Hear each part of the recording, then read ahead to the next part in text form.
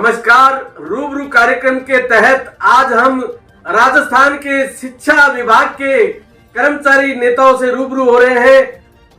मैं आपका परिचय करवाता हूं।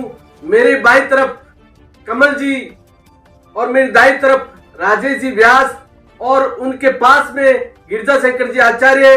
आपसे आज हम बातचीत करेंगे। मैं शुरुआत करता हूं कमल जी आचार्य से।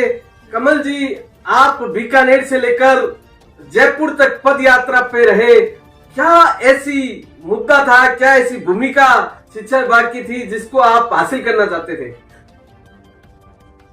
अखिल राजस्थान बाबू एकता मंच के संयोजक के नाते बाबुओं की कनिष्ठ सहायकों की ग्रेड पे 3600 की मांग को लेकर हमने मुख्यमंत्री जी को ज्ञापन दिया था। हमारी मांग पे कार्रवाई नहीं होने के कारण से हमने बीकानेर से लेकर जयपुर तक पैदल मार्च किया था। उसके बाद हमने वहां जो है सेक्रेटरीट में सभी अधिकारियों से बात की थी, मुख्य सचिव महोदय से भी बात की थी। उसके बाद हमें जो है ये आश्वासन दिया गया था कमेटी द्वारा कि आपकी कार्रवाई, आपका मांग पत्र जो है मान लिया जाएगा, आपकी जो है मांगे कर ली जाएगी पूरी। उसके उपरांत भी नहीं की गई थी।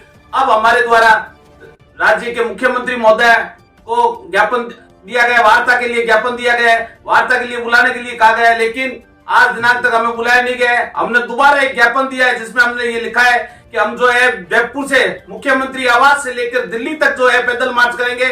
उसके बाद अभी जो है उन्होंने मुख्यमंत्री जी स्वयं बीकानेर आए थे, जब कह गए हैं कि आप रुकना, मैं आपसे वार्ता करूंगा। उसके बाद उनके सेक्रेटरी जो है वो लोकेश जी शर्मा, उनसे भी वार्ता की थी। आदरणीय बीडी कला साहब, माननीय बीडी कला साहब शिक्षा मंत्री, उनसे भी वार्ता की थी। उन्होंने भी हमें ये कहा है कि मैं वार्ता करवाऊंगा, आप लोग इस प्रकार का कदम ना उठाए, हम आपकी वार्ता करेंगे और आपकी मांगे मनवाएंगे। वार्ता लगातार आपकी जारी है, मांगे भी माननी पड़ेगी। आपका संघर्ष है वो हमेशा आगे बढ़ता रहेगा। क्या रणनीति लेकर चल रहे हैं आगे के संघर्ष की? आगे के संघर्ष की रणनीति ये है कि हम जो है बाबुओं के लिए हमेशा हित में जितने काम होंगे उसके लिए जो भी कदम हमें उठाने पड़ेंगे हम उसके लिए कदम उठाते रहेंगे और आगे बढ़ते रहेंगे। कई मुद्दे हैं बाबुओं को लेकर, विभाग के कर्मचारियों को लेकर। इन मुद्दों के बीच में राजेश जी से चाहूंगा कि पदोन्नति जो है बाबुओं की काफी बार विसंगतियां पैदा होती है, उसके बारे में आप कोई ऐसा कार्य कर रहे हैं, उसके बारे में थोड़ा सा अवगत कराएं। देखिए, शिक्षा विभाग के कर्मचारी संघ राजस्थान का जो सबसे बड़ा और सबसे पुराना मंत्रालय कर्मचारी का संघ है। राजस्थान में मंत्रालय कर्मचारियों की पदोन्नति के लिए सदैव काम कर रहा है, लेकिन बड़े दुख की बात है कि मंत्रालय कर्मचारी की कभी भी राजस्थान में पदोन्नति तय समय पर नहीं होती है। ये बड़े दुख की बात है। हम ये चाहते हैं कि आज जो जैन हिंदुस्तान, ये जो टीवी है, जो प्रेस है, ये बात मंत्रालय कर्मचारी को, राजस्थान के कर्मचारी को उठा रहा है। ये बहुत ही उनको साधुवाद है कि हमारी इस बात को वो उठा रहा है। मंत्रालय कर्मचारी अभी भी जो है महापड़ाव डाले हुए थे, क्या कुछ ऐसा आश्वासन मिला है? देखिए, महापड़ाव का जो मामला था, उस मामले में शुरू से ही मंत्रालय कर्मचारियों के सबसे बड़े संगठन शिक्षा विभाग के कर्मचारी संघ का मानना था कि जब तक सारे संगठनों में, महासंघों में आपसी एकता नहीं होगी, तब तक हम कुछ भी जीत हासिल नहीं कर पाएंगे। 2013 का जो आंदोलन था, जो हमारे द्वारा लड़ा गया था, सबसे बड़ा आंदोलन माना जाता है वो। उसमें हम बहुत कुछ लेके आए, हमारे पदोन्नति के पद लेके आए, लेकिन फिर वही बात है कि राजस्थान में आज भी मंत्रालय कर्मचारी के ऊपर का जो सबसे बड़ा पद माना जाता है संस्थापन अधिकारी का, वो संस्थापन अधिकारी के यदि संपूर्ण डीपीसी की जाए और संपूर्ण तरीके से सारे पदों को भरा जाए तो भी केवल 20% पद ही भरे जाएंगे। 80% पद तो फिर भी खाली है। ये बड़ी विडंबना है और ये बहुत वास्तविक बात तो मैं आपको बता रहा हूँ कि पहली बार ऐसा मीडिया में हो रहा है कि कर्मचारियों की बात जो है वो जैन हिंदुस्तान के साथ हो रही है। ये बहुत अच्छा लग रहा है मुझे। और पदोन्नति जो है वो हमारा प्रमुख मुद्दा है और समय पर पदोन्नति की जाए।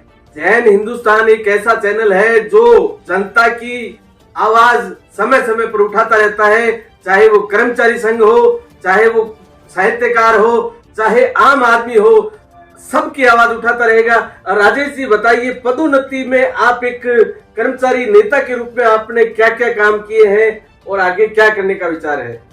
देखिए, शिक्षा विभाग, स्पेशली मैं शिक्षा विभाग बता रहा हूँ, राजस्थान के समस्त डिपार्टमेंट में शिक्षा नीति विभाग जो है वो सबसे बड़ा विभाग है। और पूरे राजस्थान का जो कर्मचारी है शिक्षा विभाग पर देखता है। तो शिक्षा विभाग के कर्मचारी संघ ने हमेशा जब से ये संगठन बना है तब से प्रयास रहा है कि समय पर पदोन्नति हो। इसका परिणाम ये रहा कि आप देखिए प्रशासनिक अधिकारी के पद, अतिरिक्त प्रशासनिक अधिकारी के पद, हमारा सबसे जो छोटा पद है कनिष्ठ सहायक का पद, हमारे वरिष्ठ सहायक के पदों पर लगातार हमने काम करवाया है, उनको भरवाने का प्रयास किया है। अभी हमारे निदेशक श्री कानाराम जी से मुलाकात की तो हमने हमारी सबसे पहली बात रख दी थी कि पदोन्नति हमारा प्रथम मुद्दा है। उससे आप पहले तो ये काम कीजिए 30 जून तक। यदि आप 30 जून तक पदोन्नति और पदस्थापन नहीं कर पाते हैं तो राजस्थान के हजारों मंत्रालय कर्मचारियों को 1 जुलाई से भारी लगभग 8,000 रुपए पर मंथ का नुकसान हो जाएगा। इसलिए ही हमारे प्रदेश अध्यक्ष कमल जी और हमारे कार्यकारी प्रदेश अध्यक्ष गिरजा शंकर जी और हमारे संस्थापक मदन जी इस मामले में जुटे हुए, पूरी कार्यकारिणी टीम जुटी हुई है कि हर हालत में हम 30 जून 2023 जो लास्ट डेट दे रखी है वहां तक पदोन्नति हो जाए। धन्यवाद आपका। शिक्षा विभाग में लगातार कुछ न कुछ गड़बड़ झाला चलता रहता है। अभी कुछ समय पूर्व ही यहाँ के जो निर्देशक है उनको एपीओ कर दिया गया है, ऐसी कोई घटना हो गई है। पूर्व में भी राजस्थान में शिक्षा विभाग के कर्मचारियों के बारे में कुछ घटनाएं हुई है। गिरजा शंकर जी से चाहूंगा कि ऐसी कोई घटना हुई है जिसका जिक्र करें आप और उस पे आपने क्या कार्रवाई की है उसके बारे में विवरण रखें। गिरजा शंकर जी। जैसा कि पूरे राजस्थान को इस बात का पता है कि शिक्षा विभाग की कर्मचारी संघ हमेशा कर्मचारी के हित के लिए कार्य करता रहा है। ये जो मुद्दा आपने अभी बताया है कि भाई यहाँ के निर्देशक महोदय एपीओ हो गया, इसी तरह का मुद्दा है दिनेश शर्मा वरिष्ठ सहायक, जिन्होंने देवनानी के समय में उनके कुछ तथाकथित दोस्तों द्वारा उनसे पैसा लिया गया था। उस पैसे को लेने के बाद उनका काम नहीं करने की स्थिति में उसने कार्यालय में आत्महत्या की थी, जिसके लिए शिक्षा विभाग के कर्मचारी संघ ने निर्देशक महोदय, मुख्यमंत्री, सीएम को, डिप्टी डायरेक्टर जयपुर को और यहाँ तक कि सेक्रेटरी को इसके लिए ज्ञापन दिया गया है। उन ज्ञापनों को देने के बावजूद कभी तो निर्देशालय स्तर से कार्रवाई हो रही है तो जयपुर में उसकी कार्रवाई नहीं हो रही है, और जयपुर में उसकी कार्रवाई होती है निर्देशालय स्तर में उसकी कार्रवाई नहीं हो। तो इस गड़बड़ झाले को हम हटाने के लिए अब जल्द ही जयपुर में 1 दिवसीय धरना देने के लिए तैयार हो रहे हैं, ताकि हम शिक्षा संकुल में धरना दें और उन तथाकथित जो कर्मचारी है उनको दंडित कराया जाए और दिनेश शर्मा को न्याय मिल जाए।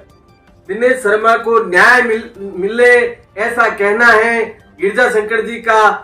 आप हमारे स्टूडियो आए, आपके संघर्ष को हमारे जैन हिंदुस्तान के दर्शकों की ओर से और हमारी पूरी टीम के द्वारा आपके संघर्ष को सलाम। ऐसे ही आप संघर्ष करते रहे, सफलता की ओर जाए, यही कामना करते हैं। जय हिंद, जय भारत।